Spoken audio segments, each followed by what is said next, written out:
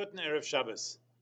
The Jewish people love a paradox. We love a good riddle, a mental exercise, a brain teaser.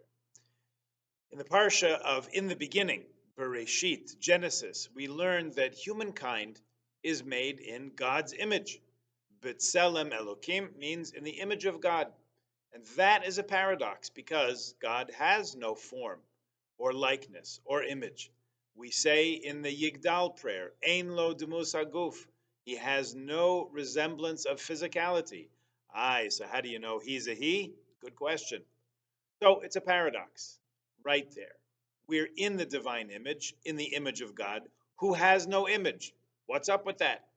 Well, perhaps image doesn't only mean what you look like. Maybe it's what you do. Maybe it's how you are.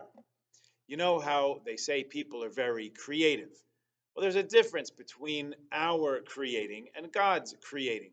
We take stuff and we move it around and we glue it together and we paint it and we think we've created something. Well, yes, but not from scratch. A favorite joke is of the scientists who got together and said to God, God, it's been nice knowing you, but we can take it from here, thanks. We figured out the secret of life and we're good from here on out on our own. Thanks again.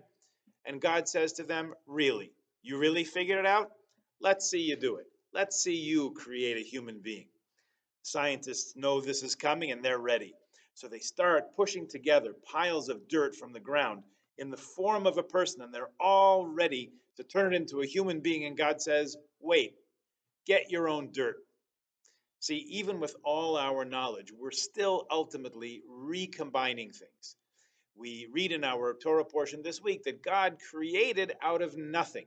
That is something that we cannot do. Except that procreation is as close as created beings can be to actual creation out of nothing. So we resemble God. We're in the divine image when we create, which includes teaching and influencing others, as we learned in the Talmud. Someone who teaches someone else's child Torah, it's as if he gave birth to that child. And even more, we have free choice.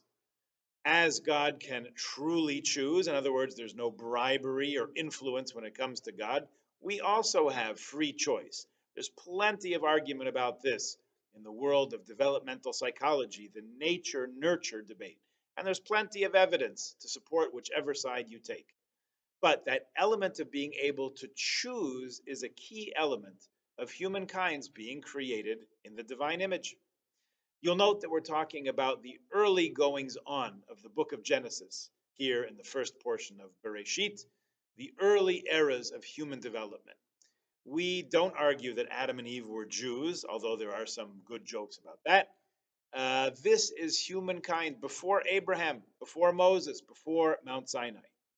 We believe that people, all people, have an ability to make choices. Otherwise, how can we believe in ultimate reward? If the choices we make in life are just instinct or the result of advertising or whatever our parents told us when we were small. Making choices is not always easy. It's not always clear. There are sometimes costs involved in making choices and sticking with them. The idea that we make choices and we have to live with them and the consequences of them shapes our outlook on events in our personal and family lives and events on a global scale also.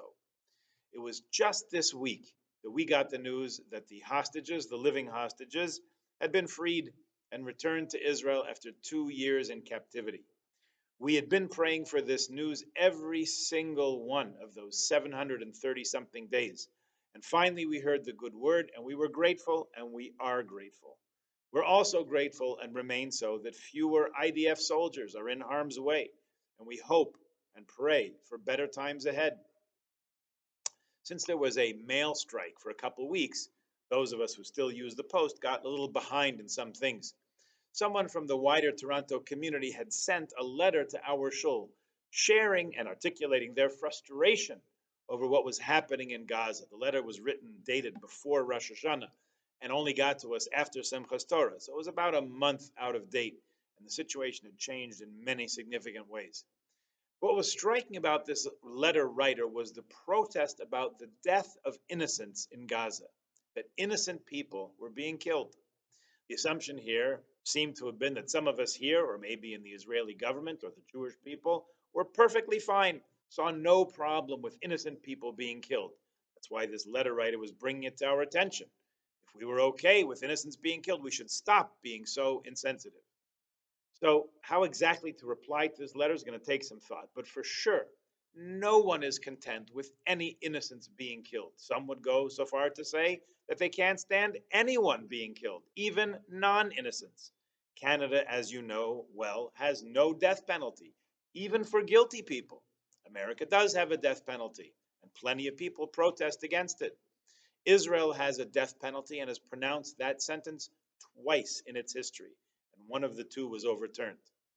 But one suggestion to this letter writer may be to make their way to Israel and offer their services to the government and or the army to identify on site who is innocent and who is not.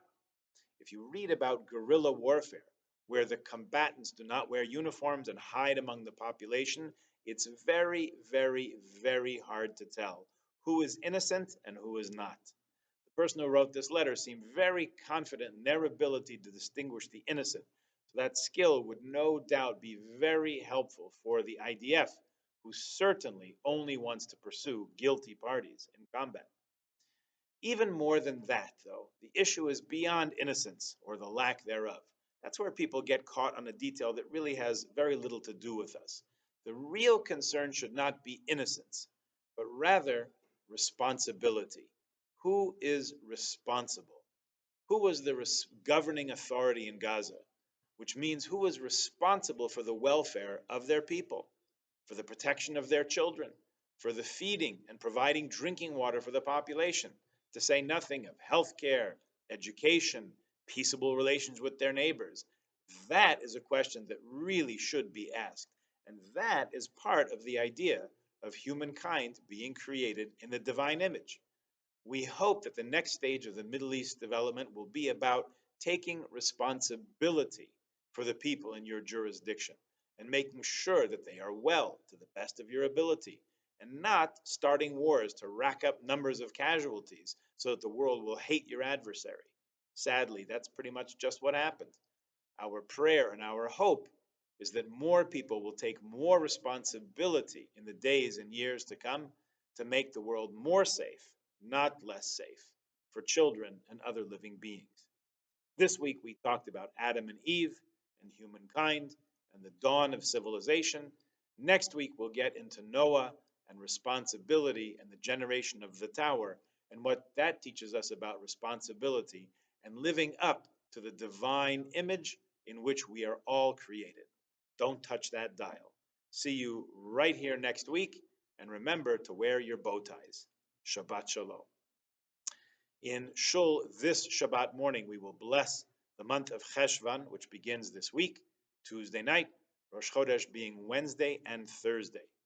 The Moilad, the reappearance of the moon in Jerusalem, the eternal and undivided capital of Israel, will take place this Tuesday night at 12:54 a.m. with 8 parts. Die Moiled wird sein Dienstag bei Nacht, 54 Minuten nach 12 Seger mit 8 Chalokim. Chodesh wird sein Mittwoch und Donnerstag.